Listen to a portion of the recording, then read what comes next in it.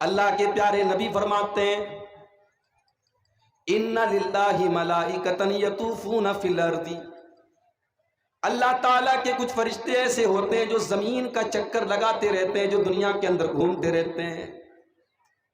کیا مقصد ہوتا ہے؟ یلتمسون اہل الذکر، وہ تلاش کرتے ہیں کہ کہاں پر اللہ تعالیٰ کا ذکر کیا جا رہا ہے، کہاں پر قرآن پڑھا جا رہا ہے، کہاں پر اللہ کے نبی کی حدیثوں کو پڑھا جا رہا ہے، کہاں پر ایسا پروگرام ہے، کہاں پر ایسی مجلس ہے جہاں اللہ کا نام لیا جا رہا ہے، جہاں اس کے رسول کا نام لیا جا رہا ہے۔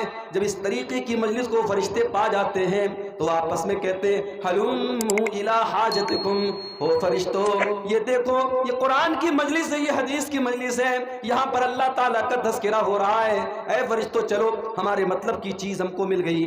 فَيَحُفُّونَهُ، وہ سارے کے سارے فرشتے اس مجلس کو گھیر لیتے ہیں، اپنے پروں سے اس مجلس کو گھیر لیتے ہیں، اور لائن سے وہ فرشتے ایک دوسرے کے اوپر کھڑے ہو جاتے ہیں۔ إِلَى السَّمَاءِ الدُّنْيَا، آسمان، جہاں تک یہ آسمان نظر آ رہا ہے وہاں تک اس مجلس کے اوپر وہ فرشتے اپنے پروں سے اس کو گھیر لیتے ہیں، اور جب وہ اللہ تعالیٰ کے پاس جاتے ہیں تو اللہ تعالیٰ ان سے پوچھتا ہے ماذا یقول عبادی، اے فرشتوں میرے بندے کیا کہہ رہے تھے؟ اے فرشتوں جب تم دنیا میں گئے تو تم نے میرے بندوں کو کس حال میں پایا؟ فرشتے کہتے ہیں اللہ تیرے بندے تو تیری تعریف کر رہے تھے، یسبحونک ویحمدونک ویکبرونک ویمجدونک۔ اے اللہ جب ہم اس مجلس میں گئے ہم نے دیکھا کوئی سبحان اللہ کہہ رہا ہے، کوئی اللہ اکبر کہہ رہا ہے، کوئی الحمدللہ کہہ رہا ہے۔ اے اللہ تیری تعریف ہو رہی ہے، تیری بزرگی بیان کی جا رہی ہے، تیرے گن گائے جا رہے ہیں، تیری پرشنسا ہو رہی ہے، اے اللہ تیری تعریف بیان کی جا رہی ہے۔ اللہ پوچھتا ہے اے میرے فرشتوں کیا میرے بندوں نے مجھ کو دیکھا ہے؟ فرشتے کہتے لا واللہ یا ربی، اے اللہ تیری قسم تیرے بندوں نے آج تک کبھی تجھے دیکھا تو نہیں ہے۔ اللہ کہتا ہے اگر میرے بندے مجھ کو دیکھ لیں گے تو کیا حال ہوگا؟ فرشتے کہتے ہیں اللہ اگر تیرے بندے تجھ کو دیکھ لیں گے تو اور زیادہ تیری تعریف بیان کریں گے، اور زیادہ تیری عبادت کریں گے، اور زیادہ تیری پاکی بیان کریں گے۔ پھر اللہ سوال کرتا ہے اے میرے فرشتوں جب تم اس مجلس میں گئے تو میرے بندے مجھ سے کیا مانگ رہے تھے، کیا دعائیں کر رہے تھے، کیا سوال کر رہے تھے؟ فرشتے کہتے ہیں یسألونک الجنہ، اے اللہ تیرے بندے تو تجھ سے جنت مانگ رہے تھے، تجھ سے جنت کا سوال کر رہے تھے۔ اللہ پوچھتا ہے اے میرے فرشتوں کیا میرے بندوں نے جنت کو دیکھا ہے؟ نہیں نہیں، اے اللہ تیری قسم واللہ یا ربی، اے اللہ تیری قسم تیرے بندوں نے جنت کو نہیں دیکھا ہے۔ اے میرے فرشتوں اگر میرے بندے جنت کو دیکھ لیتے تو کیا کرتے؟ اے اللہ اگر تیرے بندے جنت کو دیکھ لیتے اور زیادہ اس کے لیے بےتاب ہو جاتے، اور زیادہ اس کی تلاش میں لگ جاتے، اور زیادہ جنت کے لیے کوشش کرنے لگتے۔ پھر اللہ سوال کرتا ہے مما یتعوذون، اے میرے فرشتوں میرے بندے کس چیز سے میری پناہ طلب کر رہے تھے؟ میرے بندے کس چیز سے میری پناہ طلب کر رہے تھے؟ فرشتے جواب دیتے ہیں اے اللہ یتعوذون من النار، ہم نے دیکھا کہ تیرے بندے جہنم کی آگ سے تیری پناہ طلب کر رہے تھے۔ اللہ پوچھتا ہے کیا میرے بندوں نے جہنم کو دیکھا ہے؟ فرشتے کہتے ہیں اللہ تیری قسم ہے تیرے بندوں نے جہنم کو نہیں دیکھا ہے۔ اللہ فرماتا ہے اگر میرے بندے جہنم کو دیکھ لیں گے تو کیا حال ہوگا؟ فرشتے کہتے ہیں اللہ کانوا اشد فرارا منها، اگر تیرے بندے جہنم کو دیکھ لیں گے اور زیادہ جہنم سے بچنے کی کوشش کریں گے، اور زیادہ جہنم سے بھاگنے کی کوشش کریں گے، اور زیادہ جہنم سے دور ہو جائیں گے۔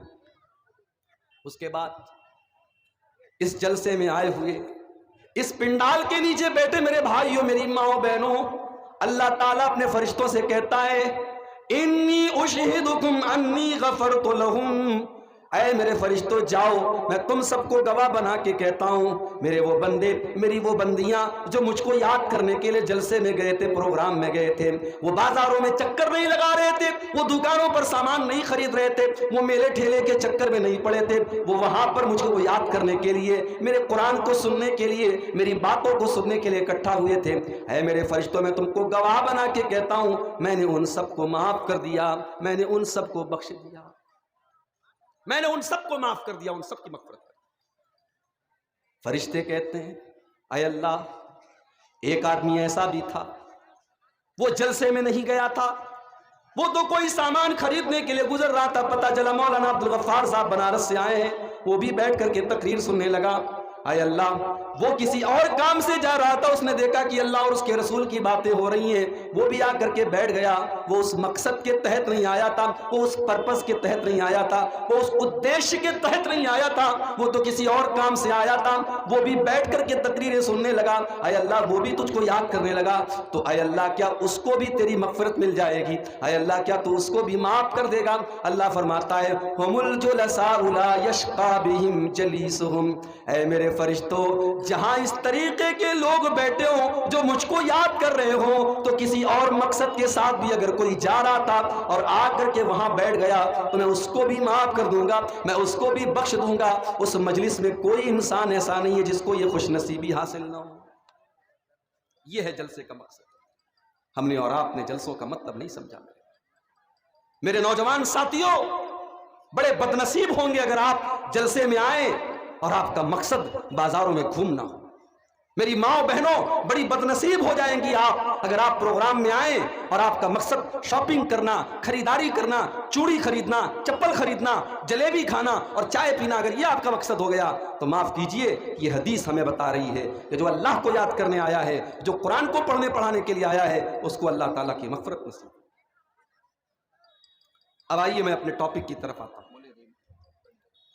قرآن کریم کی ایک آیت میں نے آپ کے سامنے پڑھی ہے۔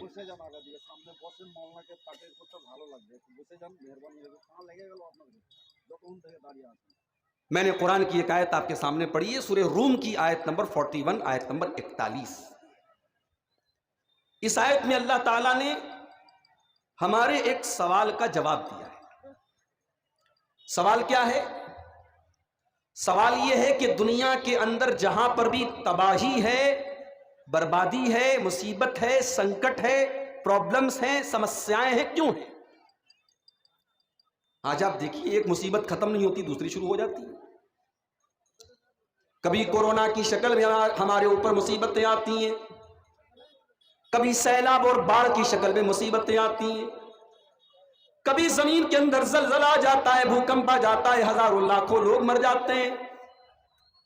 آج کل ڈینگو پھیلا ہوا ہے، لوگ ڈینگو سے بہت زیادہ مر رہے ہیں۔ بہت سارے لوگ تو بھوک سے مر جاتے ہیں، بہت سارے لوگ پریشان ہیں کاروبار کو لے کر کے، بزنس کو لے کر کے، بہت سارے لوگوں کے بچے بیمار ہیں۔ اللہ تعالیٰ سوال کا جواب دے رہا ہے کہ یہ پریشانیاں کیوں آتی ہیں، یہ مصیبتیں کیوں آتی ہیں، یہ سنکٹ کیوں آتے ہیں؟ اللہ نے فرمایا ظہر الفساد فی البر والبحر بما کسبت ایدی الناس۔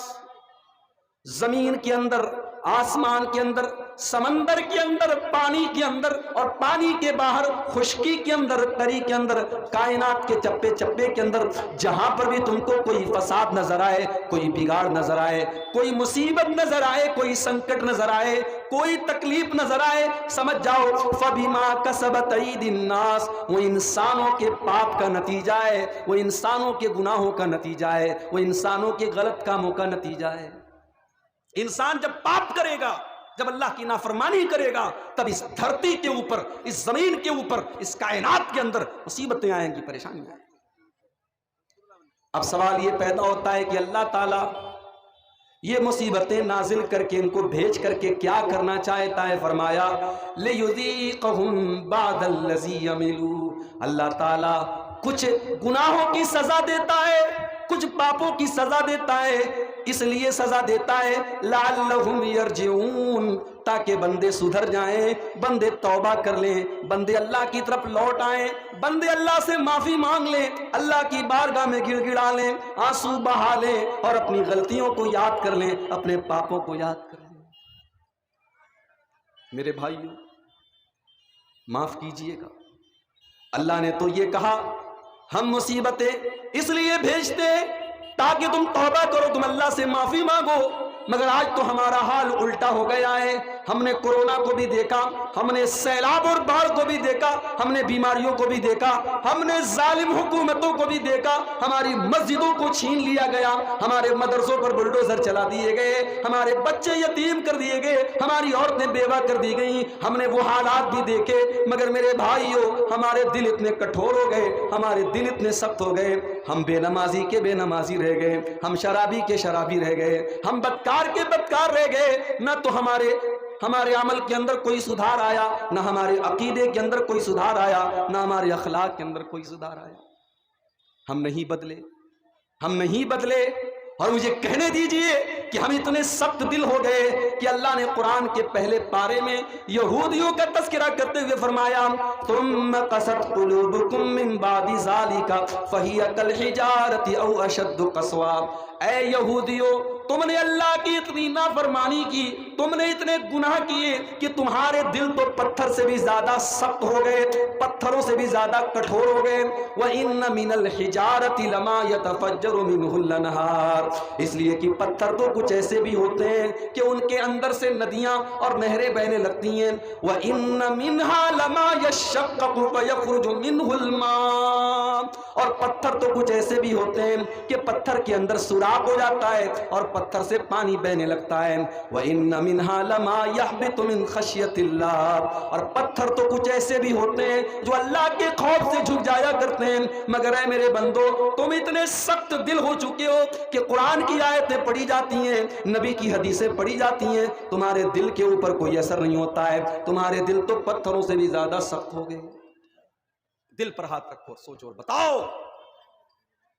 مولوی صاحب بات تو صحیح کہہ رہے ہیں آپ، تقریریں تو روز ہو رہی ہیں کشن گنج میں، سیمانچل میں جلسوں کا سیزن چل رہا ہے، آج اس گاؤں میں تقریریں، کل دوسرے گاؤں میں تقریریں، کبھی عبدالغفار صاحب آ رہے ہیں، کبھی ثناء اللہ مدنی صاحب آ رہے ہیں، کبھی کوئی اور آ رہا ہے۔ تقریریں تو بہت ہو رہی ہیں، جنت کی باتیں بھی ہو رہی ہیں، جہنم کی باتیں بھی ہو رہی ہیں، مگر یہ بات تو صحیح ہے کہ دل کے اندر کوئی چینجنگ نہیں آ رہی ہے، دل کے اندر کوئی تبدیلی نہیں آ رہی ہے۔ کیوں میرے بھائی؟ اس لیے کہ پاپ کرتے کرتے پاپ کا گھڑا بھر گیا ہے۔ اللہ کے پیارے نبی فرماتے ہیں ان العبد اذا اخطا خطیئۃ، جب بندہ کوئی گناہ کرتا ہے، جب بندہ کوئی غلط کام کرتا ہے، نکتت فی قلبہ نکتۃ سودا، اس کے دل کے اوپر ایک کالے رنگ کا دھبا ڈال دیا جاتا ہے۔ اگر بندہ توبہ کر لیتا ہے، اللہ سے معافی مانگ لیتا ہے تو وہ دھبا ہٹا دیا جاتا ہے، لیکن اگر بندہ بار بار وہی گناہ کرتا ہے تو وہ کالے رنگ کے دھبے اس کے دل کے اوپر اور زیادہ بڑھا دیے جاتے ہیں۔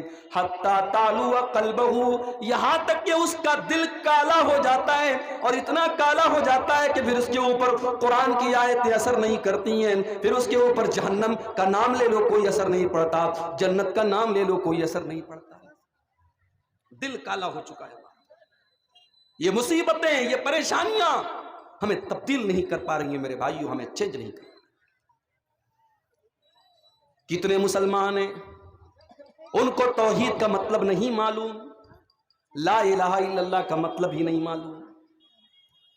کتنی عورتیں بچوں کو بیمار ہو جائے تو کالے رنگ کا دھاگا ان کے گلے میں ڈال دیتی ہیں، بچی بیمار ہو جائے اس کے پیر میں دھاگا باندھ دیتی ہیں۔ کتنے مسلمان ہیں بچہ نہیں ہو رہا ہے، شادی کے 8 سال ہو گئے، اجمیر چلے جاتے ہیں، خواجہ معین الدین چشتی اجمیری کی درگاہ پہ جا کر کے ماتھا جھکا دیتے ہیں اور کہتے خواجہ صاحب ہر در پہ چلے گئے، اولاد نہیں ملی، اے خواجہ صاحب آپ ہی اولاد دے دیجیے۔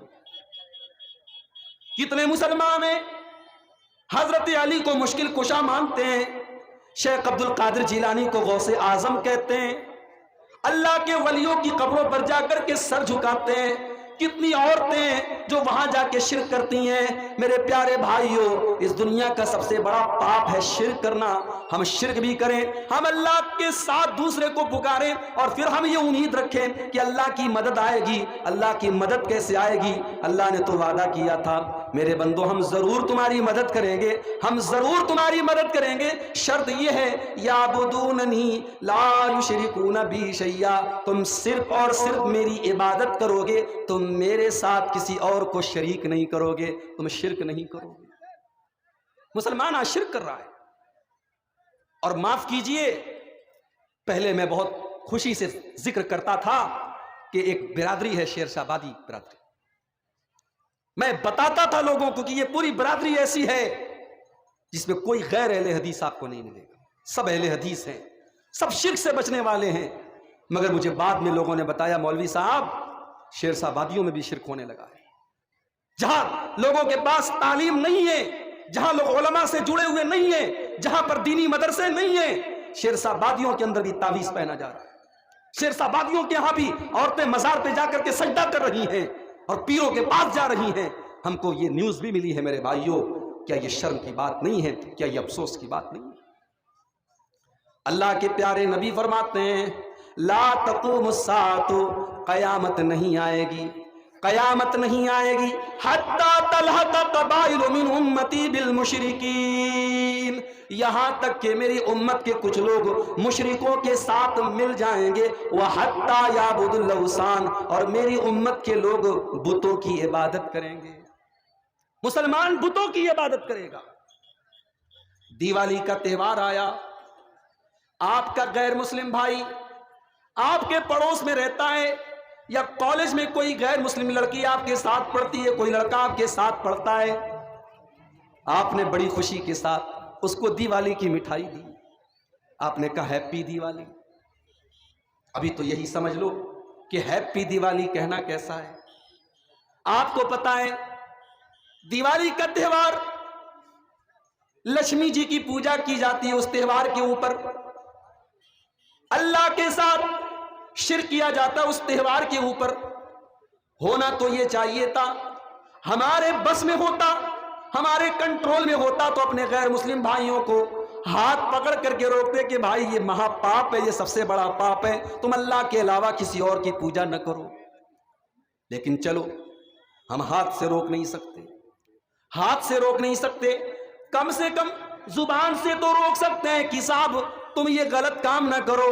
چلو اتنے بھی کمزور ہیں کہ زبان سے بھی نہیں روک سکتے، تو چلو کم سے کم دل میں تو یہ سمجھیں گے کہ یہ غلط کام کر رہا ہے، یہ اللہ کے ساتھ شریک کر رہا ہے لکشمی جی کو، یہ عقیدہ رکھتا ہے کہ دولت کی بارش تو لکشمی جی کرتی ہیں، یہ عقیدہ رکھتا ہے کہ علم کی بارش تو سرسوتی جی کرتی ہیں، یہ عقیدہ رکھتا ہے طاقت کی دیوی تو درگا ہے۔ ہم اس عقیدے کو شرک سمجھتے اور دل کے اندر اس عقیدے کو ہم غلط سمجھتے۔ کم سے کم یہ ہونا چاہیے تھا میرے بھائیوں، ہم تو الٹے اس کو مبارکباد دے رہے ہیں، ہم تو ہیپی دیوالی کہہ رہے ہیں، جس کو ہمیں اس کے تہوار کے نام پر ہم نے مبارکباد دی ہے، اس کو کس منہ سے ہم بتائیں گے کہ تمہارا یہ کام غلط ہے؟ اسی بہار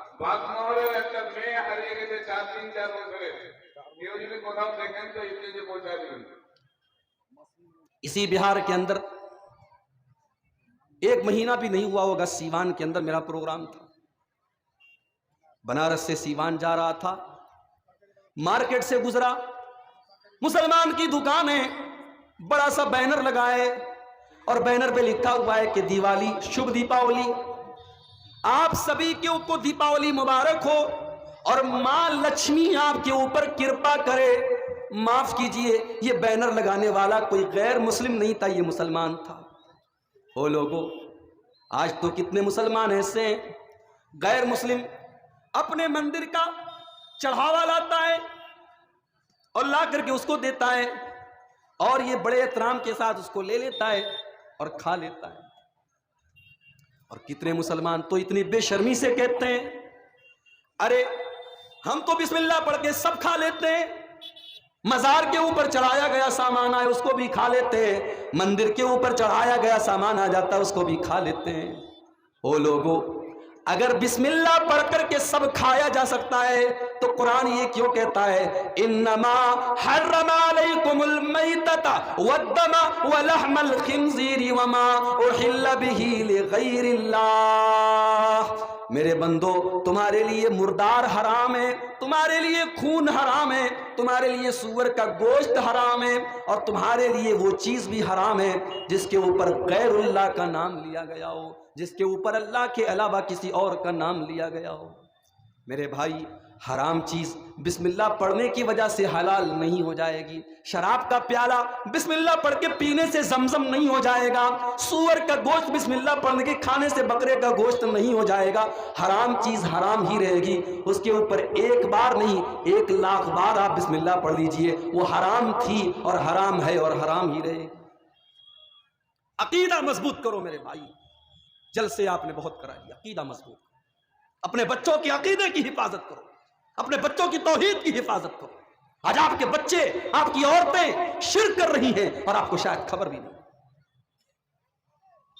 جانتے ہو آج جب ہم میں سے کسی کے انتقال کا ٹائم ہوتا ہے، جب موت کا ٹائم آتا ہے، انسان اپنے بچوں کو کیا وصیت کر کے جاتا ہے؟ زمین جائیداد کی وصیت کر کے جاتا ہے، پراپرٹی کی وصیت کر کے جاتا ہے۔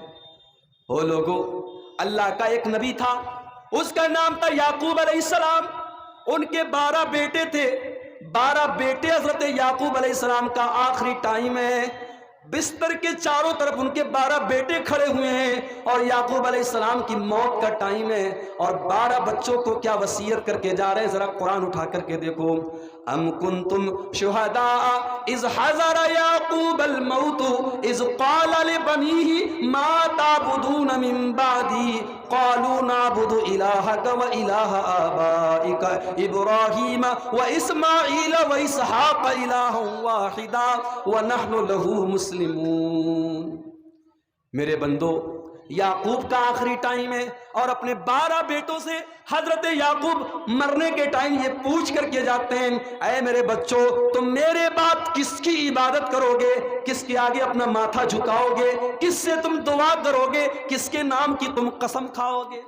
آج کل یہ بھی بڑا مسئلہ ہے، عورتیں بچے کی قسم کھا لیتی ہیں، بہت سارے نوجوان لڑکے اپنی بیوی کی قسم کھا لیتے ہیں، اپنے محبوب کی قسم کھا لیتے ہیں۔ اللہ کے علاوہ کسی اور کی قسم کھانا بھی حرام ہے، یاد رکھیے۔ نہیں کھا سکتے آپ بچے کی قسم، نہیں کھا سکتے آپ بیوی کی قسم، باپ کی قسم، ماں کی قسم۔ قسم صرف اور صرف اللہ کی کھائی جائے۔ اور مسئلہ یاد رکھو، قسم تو قرآن کی بھی نہیں کھانی چاہیے۔ میں بڑے کلیئر انداز میں کہہ رہا ہوں، قرآن کی قسم بھی نہیں کھانی چاہیے۔ کیوں؟ کیونکہ ہمارے یہاں جب قرآن کی قسم کھاتے ہیں لوگ تو قرآن ہاتھ میں لے کے قسم کھاتے ہیں۔ بولو بھائی، ہے کہ نہیں ایسا؟ 2 بھائی میں جھگڑا ہو گیا، جھگڑے کو حل کرنے کے لیے کیا کیا؟ چل قرآن کی قسم کھاتے ہیں، قرآن کے اوپر ہاتھ رکھ کر کے دونوں قسم کھاتے ہیں۔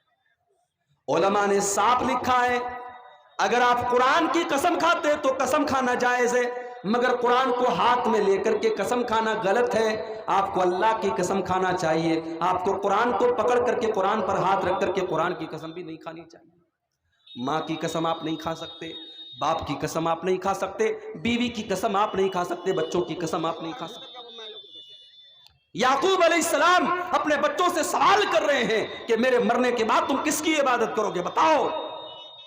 یعقوب علیہ السلام کے 12 بیٹے جواب دیتے ہیں، نعبد الہک و الہ آبائک، اے ابا جان، ہم آپ کے رب کی عبادت کریں گے اور اپنے باپ دادا کے رب کی عبادت کریں گے، ہم ایک اللہ کی عبادت کریں گے، ہم اللہ کے ساتھ کسی کو شریک نہ کریں گے۔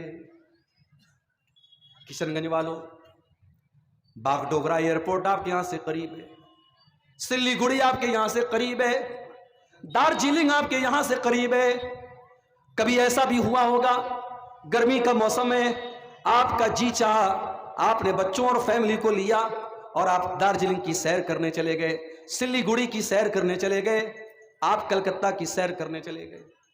ہم گھومنے جاتے ہیں، ہم تفریح کرنے جاتے ہیں، ہم انٹرٹینمنٹ کرنے جاتے ہیں تو اپنے بچوں کو لے کر کے جاتے ہیں، اپنی بیوی کو لے کر کے جاتے ہیں، اپنے پریوار کو لے کر کے جاتے ہیں۔ قرآن کیا کہتا ہے؟ یا ایھا الذین آمنوا قوا انفسکم واہلیکم نارا، اے ایمان والو، اپنے آپ کو اور اپنے پریوار کو، اپنی فیملی کو، اپنے گھر والوں کو، اپنے بیوی بچوں کو جہنم کی آگ سے بچاؤ، جہنم کی آگ سے بچاؤ۔ کیا آپ یہ پسند کریں گے؟ آپ کا بچہ آگ میں جل جائے اور آپ دیکھ لیں گے؟ نہیں دیکھ سکتے آپ۔ ارے آگ میں جلنا بڑی دور کی بات ہے، آپ یہاں جلسے میں بیٹھے ہیں، بچہ آپ کا روڈ پر ہے، بائک سے ٹکر لگ گئی، بچے کو ہلکی سی چوٹ آ گئی، آپ کو پتا چلے گا آپ دوڑتے بھاگتے جائیں گے، ماں کو پتا چلے گا ماں دوڑتی بھاگتی جائے گی، اس کا دوپٹہ کہیں جا رہا ہے، اس کا کپڑا کہیں جا رہا ہے، مگر وہ پہلے بچے کی چنتا کرے گی، بچے کی فکر کرے گی۔ وہ لوگوں اپنے بچوں سے اتنا پیار کرتے ہو، اپنی فیملی سے اتنا پیار کرتے ہو، اللہ کہتا ہے قُوْ أَنفُسَكُمْ وَأَهْلِيكُمْ نَارًا، اے ایمان والو اپنے پریوار کو، اپنی فیملی کو، اپنے بیوی بچوں کو جہنم کی آگ سے بچاؤ، ان کی آخرت کی فکر کرو، ان کے عقیدے کی فکر کرو، ان کی نماز کی فکر کرو، اپنی بیٹیوں کے پردے کی فکر کرو، اپنے بچوں کے عمل کی فکر کرو۔ آپ کا بچہ ڈاکٹر بن جائے، آپ خوشی سے پھولے نہیں سماتے، آپ کا بیٹا انجینئر بن جائے، آپ کی خوشی کا کوئی ٹھکانہ نہیں ہے، آپ کی بیٹی امتحان میں پاس ہو جائے، آپ کی خوشی کا کوئی ٹھکانہ نہیں ہے۔ میرے پیارے ساتھیوں، جب اپنے بچوں کی دنیا میں کامیابی پر ہم خوش ہو جاتے ہیں، سوچو کل اللہ کی بارگاہ میں جب اللہ ہم سے یہ کہے گا عبد الغفار صاحب آپ تو جنت میں جائیں گے، آپ کی بیوی بھی جنت میں جائے گی، آپ کا بیٹا بھی جنت میں جائے گا، آپ کی بیٹی بھی جنت میں جائے گی، آپ کے بچوں کا نام لے کر جب اللہ کے فرشتے اعلان کریں گے کہ وہ سب کے سب جنت میں جائیں گے، آپ کتنے خوش ہو جائیں گے۔ میرے بھائیوں، اپنے ساتھ ساتھ اپنے بچوں کو جنت میں لے جانے کی فکر کرو۔ اسی لیے اللہ کے نیک بندے دعائیں کرتے ہیں، ربنا ہب لنا من ازواجنا وذریاتنا قرۃ اعین واجعلنا للمتقین اماما، اے ہمارے پروردگار تو ہمارے بیوی بچوں کو ہماری آنکھوں کی ٹھنڈک بنا دے، ہمارے دل کا سکون بنا دے، اے اللہ ہمارے بچوں کو اتنا نیک بنا دے، ہماری بیویوں کو اتنا نیک بنا دے، جب بھی ہم ان کو دیکھیں ہمارے دل کو ٹھنڈک مل جائے، ہمارے دل کو سکون مل جائے۔ شوہر سگریٹ پیتا ہے، مولوی صاحب تقریر کرتے کرتے تھک گئے، شوہر کی سگریٹ نہیں چھوٹ رہی ہے، لیکن میری ماں بہنوں اللہ تعالیٰ نے آپ کو یہ شکتی دی ہے، آپ کو یہ طاقت دی ہے۔ شوہر آپ کے پاس آیا، آپ نے شوہر کا ہاتھ پکڑ لیا، آپ نے کہا مجھ سے محبت کرتے ہو کہ نہیں کرتے ہو؟ شوہر کہنے لگا اے میری بیوی میں تو تیرے لیے جان بھی دے سکتا ہوں، میں تو تیرے لیے چاند تارے بھی توڑ کے لا سکتا ہوں۔ بیوی کہنے لگی چاند توڑنے کی کوئی ضرورت نہیں ہے، تارے لانے کی کوئی ضرورت نہیں ہے، میرے لیے اگر آپ کو کچھ چھوڑنا پڑے تو کیا آپ چھوڑیں گے کہ نہیں چھوڑیں گے؟ اے میری بیوی تو بتا تو صحیح، میں تیرے لیے دنیا بھی چھوڑ سکتا ہوں۔ دنیا نہیں چھوڑنی ہے آپ کو بس ایک بری عادت چھوڑ دینی ہے۔ اے میرے سرتاج، اے میری زندگی کے مالک، اے میرے شریک حیات، اے میرے ہم سفر، آپ کو اپنی سگریٹ کی عادت چھوڑ دینی ہے۔ بیوی نے شوہر کا ہاتھ پکڑا، آنکھوں میں آنسو لا کر کے شوہر سے یہ مطالبہ کر دیا، جو کام مولوی کی تقریر نہ کر سکی، جو جلسے نہ کر سکے، جو پروگرام نہ کر سکے، اگر بیوی چاہے تو اس کی آنکھوں کے چند آنسو اپنے شوہر سے وہ کام کروا سکتے۔ یہ طاقت دی ہے اللہ نے بیوی کو، یہ طاقت دی اللہ نے عورت کو۔ میری پیاری ماں بہنوں، شوہر نماز نہیں پڑھتا، آپ کی نیند کھلی، صبح کے 5 بج رہے ہیں، حی علی الصلاۃ کی آواز آ رہی ہے، کچھ نہیں کرنا ہے آپ کو، شوہر کا پیر پکڑ کے بڑے پریم سے بڑے پیار سے شوہر سے کہیے اٹھ جاؤ نماز کا ٹائم ہے، اٹھ جاؤ نماز جلدی سے پڑھ لو۔ شوہر نے جا کر کے نماز پڑھ لیا، اللہ کی قسم شوہر کو نماز کا ثواب تو ملے گا ملے گا۔ او میری پیاری ماں بہنوں، اگر آپ کے کہنے پر اور آپ کے پیر دبا کر کے اٹھانے پر اگر شوہر مسجد میں جاتا ہے تو اس نماز کا پورا ثواب آپ کو بھی ملے گا۔ اللہ کے پیارے نبی فرماتے ہیں من دل علی خیر، جو کسی کو کوئی نیکی کی بات بتاتا ہے فلہ مثل اجر فاعلہ، تو نیکی کرنے والے کو جتنا ثواب ملے گا اتنا بتانے والے کو بھی ملے گا۔ پریوار کو ایسا بنا لو میرے بھائی۔ اللہ کے پیارے نبی رات میں تہجد کی نماز پڑھنے کے لیے اٹھتے ہیں، اما عائشہ سو رہی ہیں، اللہ کے نبی 8 رکعت تہجد کی نماز پڑھ لیتے ہیں. اما عائشہ سوئی ہوئی ہیں, آرام کر رہی ہیں. اللہ کے نبی اپنی بیوی کے آرام میں خلل نہیں ڈالتے, اپنی بیوی کو نہیں اٹھاتے. جب 8 رکعت آپ نے پڑھ لی اور وتر کی نماز پڑھنے کا ٹائم آیا, آپ نے فرمایا یا عائشہ قومی فاوتری, اے عائشہ اٹھ جاؤ, چلو تم نے تہجد تو نہیں پڑھی, اٹھ جاؤ, کم سے کم میرے ساتھ تم وتر کی نماز تو پڑھ لو. اما عائشہ اٹھتی ہیں, وضو کرتی ہیں, اللہ کے نبی آگے کھڑے ہو جاتے ہیں, اما عائشہ پیچھے کھڑی ہو جاتی ہیں. اللہ کے پیارے نبی وتر کی نماز پڑھا رہے ہیں, اما عائشہ پیچھے وتر کی نماز پڑھ رہی ہیں. او لوگو, ایک مسلمان کا گھر تو ایسا ہونا چاہیے, ایک مسلمان کا پریوار تو ایسا ہونا چاہیے. مسلمان شوہر کو چاہیے گھر سے کہیں جا رہا ہے, اپنی بیوی کو کچھ پیسے دے دے, دودھ لانے کے لیے, سودا سلف لانے کے لیے, بچوں کا سامان لانے کے لیے, اور کچھ پیسے اپنی بیوی کو اس لیے بھی دے دے. اے میری بیوی, جب کوئی غریب, کوئی سائل, کوئی بھکاری, کوئی فقیر تیرے دروازے پر آئے تو اے میری بیوی, تو اس پیسے کو صدقہ خیرات کر دینا, کچھ پیسے اپنے بچوں کو بھی دے دے. گھر میں بیٹھا ہوا ہے, دروازے پر کوئی فقیر آیا, اپنے بچوں کے ذریعے بھی ان فقیروں کی مدد کروائے, تاکہ بچوں کے دل میں بھی یہ جذبہ پیدا ہو. مدرسے کا جلسہ ہے, جلسے میں آیا ہے, کچھ چندے کا پیسہ اپنے بچوں کے ذریعے بھی چندے میں دلوائے, تاکہ بچے کے دل میں بھی چندے کی محبت پیدا ہو, مدرسے کی محبت پیدا ہو. او لوگو, جس طریقے سے آپ اپنے بچوں کی دنیا کی فکر کرتے ہیں, اسی طریقے سے ان کی آخرت کی فکر کیجیے. پریشان ہیں ہم, کیوں پریشان ہیں؟ کیونکہ ہم اور آپ اللہ کے دین سے دور ہو چکے ہیں, توحید سے دور ہو چکے ہیں. ہم نے قرآن کو لپیٹ کر کے رکھ دیا ہے. موبائل کے اوپر کوئی ایک میسج آ جاتا ہے, ہم بے چین ہو جاتے ہیں. جب تک واٹس ایپ کھول کر کے چیک نہ کر لیں ہمیں چین نہیں ملتا. دن بھر میں 50 بار ہم واٹس ایپ چیک کرتے ہیں کس کا میسج آیا ہے, کہیں ایسا تو نہیں کہ کسی خاص دوست کا میسج آیا ہے اور ہم دیکھ نہ سکیں. اگر دوست کا میسج آئے اور ہم نے نہیں دیکھا تو ہو سکتا ہے کہ دوست ناراض ہو جائے اور دوست یہ کہے کہ یار میں نے میسج کیا تھا تو نے کیوں نہیں دیکھا. دوست کا میسج آئے, آپ میرے بڑے خاص دوست ہیں, میں نے آپ کو میسج کیا, آپ نے موبائل پر میسج چیک کیا, میرا میسج آپ نے نہیں دیکھا, میں ناراض ہو جاؤں گا کہ نہیں ہو جاؤں گا؟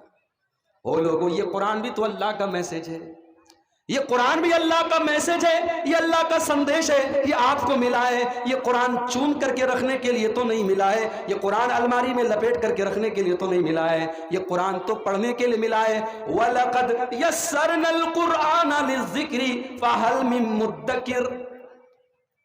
چلا تھا ایک انسان قرآن کو بدلنے کے لیے,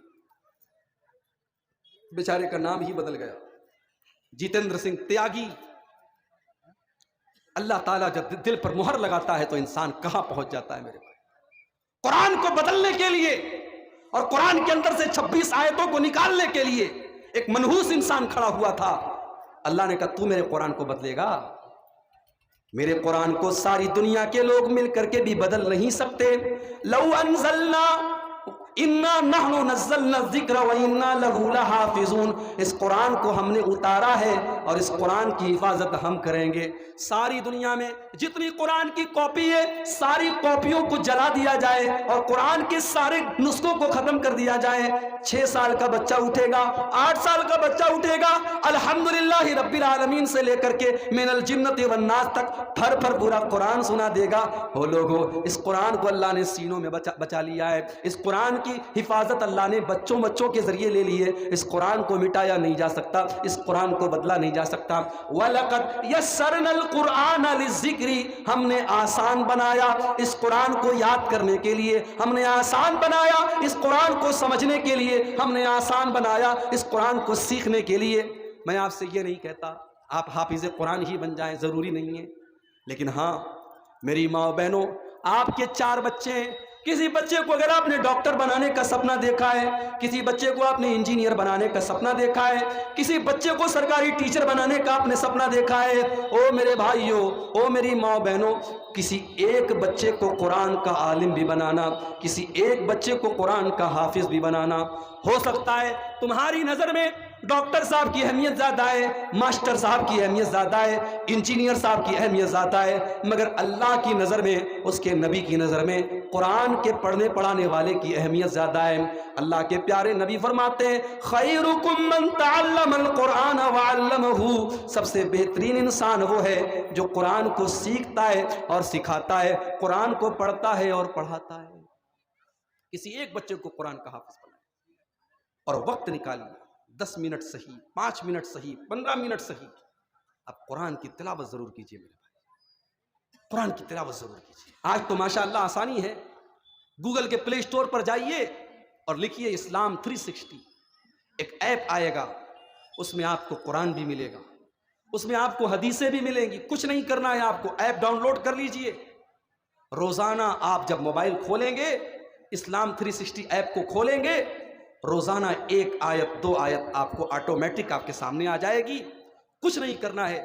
آپ دکان پہ جا رہے ہیں، آپ کام پہ جا رہے ہیں، جانے کے پہلے 2-4 منٹ آپ قرآن پڑھ لیجئے میرے بھائی، قرآن سے تعلق اپنا مضبوط کیجئے اور یقین کیجئے قرآن کے ذریعے آپ کی زندگی میں برکت آئے گی، آپ کے گھر میں برکت آئے گی، آپ کے بچوں میں برکت آئے گی۔ 1-2 چیزیں اور بیان کر کے بعد ختم کر رہا ہوں کیونکہ 12 بج رہا ہے اور مجھے بڑی معذرت کے ساتھ مجھے ابھی فوراً نکلنا ہے، پورنیہ جانا ہے، جہاں سے مجھے جو ہے ٹرین پکڑنی ہے آگے کے سفر کے لیے۔ میں 1-2 باتیں اور بیان کر کے بعد ختم کر رہا ہوں۔ آج یہ امت پریشان ہے، کیوں پریشان ہے؟ کیونکہ اس امت کا نوجوان آج دین سے دور ہے۔ نوجوان ساتھیوں، یہ پریشان امت آج تمہاری طرف امید کی نظروں سے دیکھ رہی ہے، مگر آج ہمارا نوجوان غور کرے کہ وہ کہاں پڑا ہوا ہے۔ آج ہمارا نوجوان عشق اور محبت کے چکر میں پڑا ہوا ہے، آج ہمارا نوجوان نشے کے اڈوں پر پڑا ہوا ہے، ہمارا نوجوان گٹکھا کھا رہا ہے، ہمارا نوجوان شراب پی رہا ہے، ہمارا نوجوان بے حیائی کا کام کر رہا ہے۔ میرے ساتھیوں، آج اس بات کی گارنٹی نہیں ہے کہ آپ بوڑھے ہونے تک دنیا میں زندہ رہیں، کوئی گارنٹی نہیں ہے کہ ڈنڈا لینے کی عمر آ جائے گی تب تک آپ زندہ رہیں گے۔ عبادت کے کام کو اور نیکی کے کام کو کل پر مت ٹالیے میرے بھائی، موت آپ سے پوچھ کر کے نہیں آئے گی۔ ذرا نظر اٹھا کے دیکھو کتنے نوجوانوں کے جنازے اٹھتے ہیں، کتنے نوجوانوں کے جنازے اٹھتے ہیں۔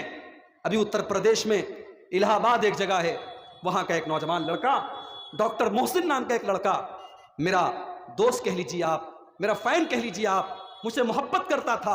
1 سال پہلے میں وہاں ایک پروگرام میں گیا، مجھ سے نمبر اس نے لیا، اپنا نمبر اس نے مجھے دیا، ڈاکٹر تھا، خوبصورت تھا، 20-22 سال کا نوجوان تھا۔ 1-2 ہفتہ پہلے کی خبر آئی ڈاکٹر محسن کو ڈینگو ہو گیا اور 2-3 دن کے بعد خبر آئی انتقال ہو گیا۔ موت آئی اور لے کے چلی گئی۔ موت کو اس سے کوئی مطلب نہیں کہ آپ کے بچوں پر کیا گزرے گی، موت کو اس سے کوئی مطلب نہیں کہ آپ کے ماں باپ پر کیا گزرے گی۔ میرے نوجوان ساتھیوں، اپنی جوانی کی قدر کرو، اپنی جوانی کو اللہ کو راضی کرنے کے لیے وقف کر دو، اپنی جوانی میں اپنے ماتھے کو سجدے کے نشان سے چمکا دو، اپنے چہرے کو سنت والی داڑھی سے آباد کر دو۔ اس حال میں اپنی جوانی کو گزارو کو لوگ مثال دیں کہ ہاں یہ ہے اہل حدیث نوجوان، اس کی جوانی تو اسلام کے مطابق ہے۔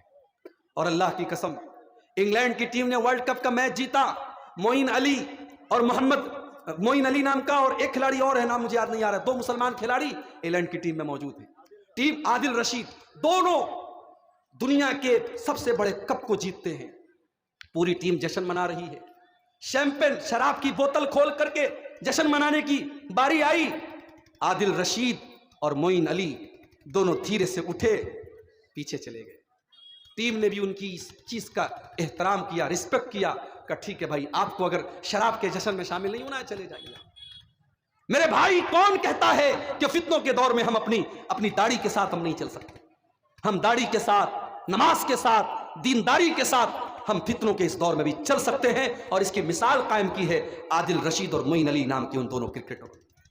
ساؤتھ افریقہ کا کرکٹر ہے ہاشم املہ، اس کی بیوی ساؤتھ افریقہ کے اندر حجاب پہننے پر، نقاب پہننے پر جرمانہ دینا پڑتا ہے۔